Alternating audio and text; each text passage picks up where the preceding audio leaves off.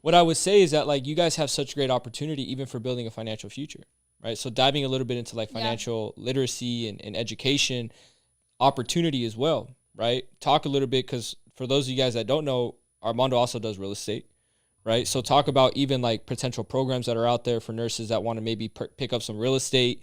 Like, what are some of the tips I guess you could give to nurses from being on both ends of the spectrum, being in real estate, understanding financial services, but also, you know, being on in the healthcare space? Well, it's similar to what Georgie said. Like we have the flexibility, if it's possible, to be able to learn another skill. So I'm actually have 4 nurses right now that want to do real estate because they see me doing it, and they're like, wow, you could do this too. And then I tell them the steps, like similar to you, the system.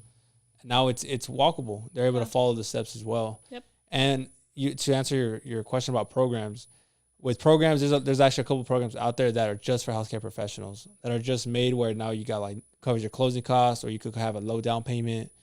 For many people wanting to get into multifamilies or Airbnbs, there's a lot of those things that you don't have to put as much money down as you need to. And a lot of it is really could be off hands, where you could still work your full-time job and make money on the side, you know, passively, or it could be like actively as well.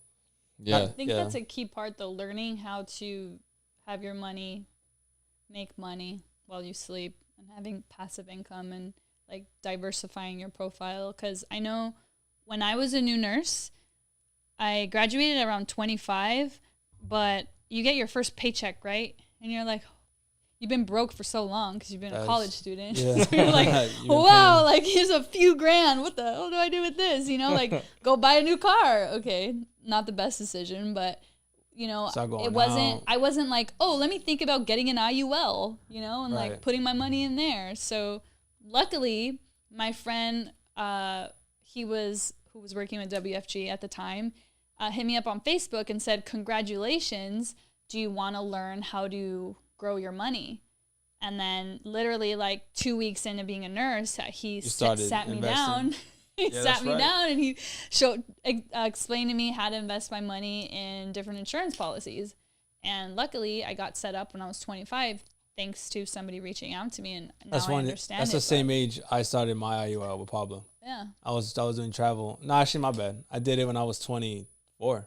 A lot of people I was 24 years old. Everyone will tell you they want to make more money, but they just don't know how. Well, because all we're taught is just to pick up an extra shift or stay later. Yeah. And that's when I and probably you could talk on this, bro. Like I sat down on your office. I was 24 years old. I was doing travel, and I was like, yeah, I know for a fact this ain't forever. There's money, so might as well take advantage of what we got now. Even still now, like this registry money, the travel nurse money isn't forever. Eventually, it's gonna go down. Now. Good luck getting like it's not the $2,000 same a week right now. Yeah, it's not the same as it is anymore. So if you find ways to leverage your money, like Pablo, how did the appointment go when I got my IUL, bro? Well, I mean, it was very conversational, like, right? So from what I remember, that was a couple years ago, right? So it was like, now that I'm thinking about it, funny how things ended up, but it was really like, what can I do with my money? I'm making this amount of money. I want to diversify my assets. You know, I have a little bit in my 401. I have some real estate. What other options do I have out there? You know, I think one of the questions was like, what's the difference between the Roth and potentially going into like a permanent insurance policy? And really what we broke down were the specifics on that, right? A Roth, there's a limit on how much you could put into it. You know, it's a variable type of investment, so there is a potential for you to lose money versus maybe like an IUL product or a permanent insurance policy. You know, there's no limits on how much you can put into it. You have income protection, so you know, living benefits in case anything happens to you. And of course, you got a permanent life insurance policy. But the biggest thing inside of there is that your money's protected and it's growing compounded year after year, year over year. I think you made a correlation because I asked you, I was like, bro, like, which one's better, insurance or real estate? Because I was like all about real estate. Yeah. And then you broke it down like, you know, insurance, you could do things with it, right? Like, and you want to talk on that? Yeah. I mean, what you told me. Yeah. As a nurse. From what I remember, right? But what I would say is that permanent insurance is very much kind of like real estate, right? Where it's just another asset class, in my opinion, right? It grows over time, so you could kind of grow your equity just like you grow equity inside of a home, right? You could grow equity inside of your insurance policy, and then kind of like how you refinance a property, you could essentially refinance your insurance policy and take money out invest it somewhere else, and your money's still growing inside of your insurance policy. Nice. Right? So you could diversify yourself that way. And again, it's just another way that people could save money. The biggest kicker is that whatever distributions you start to pull from this money, say in retirement or down the line, you don't have to pay taxes on it. Tax-free. It's tax-free, right? So that's a really big one versus like your 401k or 457 or 403b. It grows, and now you have to get taxed. Yeah. And I think that that's a really big thing that we've spoken to a couple of healthcare professionals and just shining the simple fact of paying taxes. Nurses.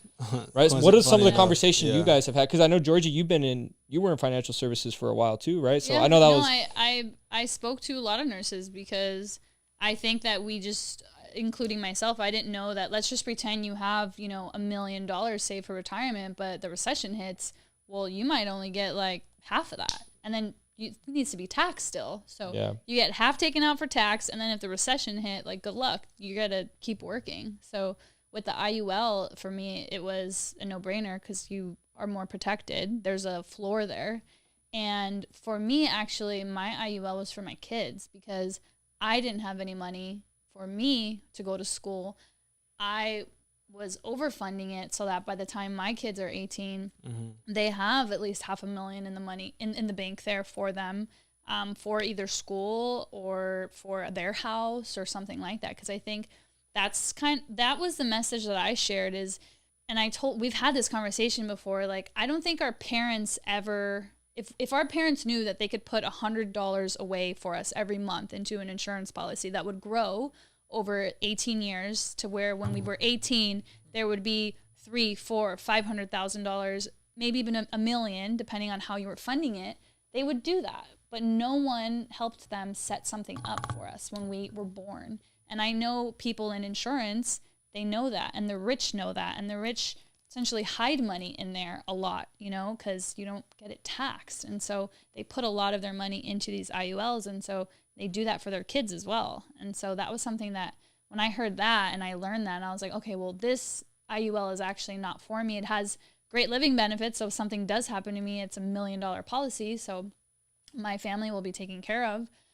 Which is also another benefit. But I think I was just thinking about my kids, and I was like, I want something for them ready so that they don't have to be in six-figure debt, student debt, like I am right now.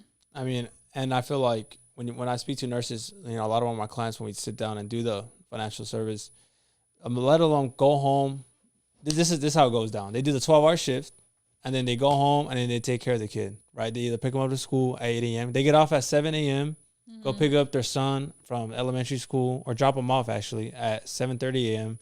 Go to sleep for 4 hours, pick him up at 2. Now you make dinner, you get ready for work, and you do it again. Yeah. Look at all that work that you're doing for your family. You mentioned like just setting something up like a simple, like an IUR or any kind of retirement really for that kid. You're really just benefiting him on the back end because you're doing all that work up front. Just finish the job on the back end and just protect them all year round, really. Like, we don't know what we don't know. And I keep saying IUL because that's what I have. But there's so many products. There's a lot. Yeah, there's a lot of them. And there's so many vehicles out there that you could just leverage. I think if you guys could just talk a little bit about and from a nurse perspective, right, understanding both sides of the spectrum, right? Because there may be nurses that are listening to this where they're like, it's kind of scary to start investing my money a little bit. Like, I'm making all this money, but I don't know what to do with it. You guys, I'm sure, were both there at some point, right? Mm-hmm. Much like a lot of nurses. Talk a little, because whenever I sit down with a client, I'd never even like to talk about products or services or anything like that. The first thing that I personally like to do is talk about the mindset, right? What is that mindset like? What is the temperature of the client is what I like to call it.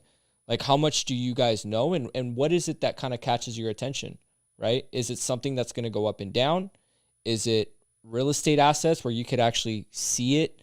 Is it something like a savings account that's going to get you a high rate of return? Yeah. Like, what is your mindset? So my question to you guys is like, what nuggets can you kind of give to somebody in terms of mindset to be able to start investing and starting their investment, journey, really? For me, it was the graph that my financial planner, John, showed me at the time. And he was just like, if you put in $100 a month, this is how much your money will grow.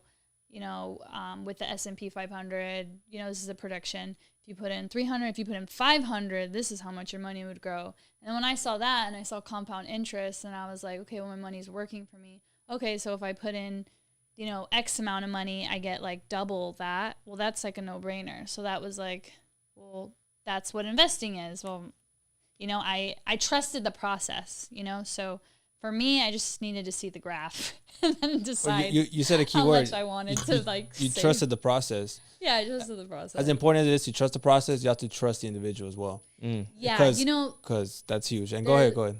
So I'm going to be completely transparent. I ended up changing that policy because there was a lot of money taken out, a lot of things like that. And I actually showed it to multiple people, and they were like, there's way too many hidden fees in here. Like, you can move your money somewhere better. And so that really hurt me. Also, I was trying to take out money. I was trying to take out $8,000. I remember one time to start my business, and they told me I couldn't take it out. And my financial planner told me that I could take out my money whenever I wanted. And I strictly remember that because I said that was one of the things that was one of the reasons that I wanted that plan, because I wanted to be able to take out the money whenever I wanted. It was going to be like a bank. Yeah. And when I called the insurance company, Transamerica, they said I couldn't take it out. And I was we were trying to bleep the name. And I was like, what?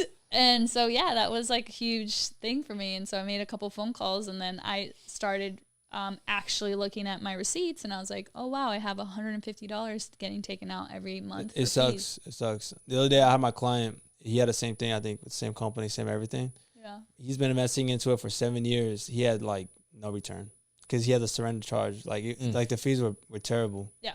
And that's, not to dive too much into that, but in reality, you should trust the person that you're doing it with as well. And that's why, we try to be transparent as possible. Like, look at us right now. We're like on an open podcast talking about our failures and our wins so people can learn from them. And it's funny that you say that, man, because like both of you guys, because a lot of people in my industry, right? Or in our industry, unfortunately, I like to say that there's not bad insurance companies. There's just bad agents. And I don't even want to say that there's bad agents. It's just sometimes they're not trained themselves on how to structure it, who to place what with. So what I would say is, in terms of like who you place your insurance with, just make sure you always look at the fees. That's one of the things that I always like to do is break down the fees. Let me see the fees, how much of my money is getting allocated towards, the fees, and how much is actually going to be growing. That's one of the biggest nuggets that I could give you guys. Yeah.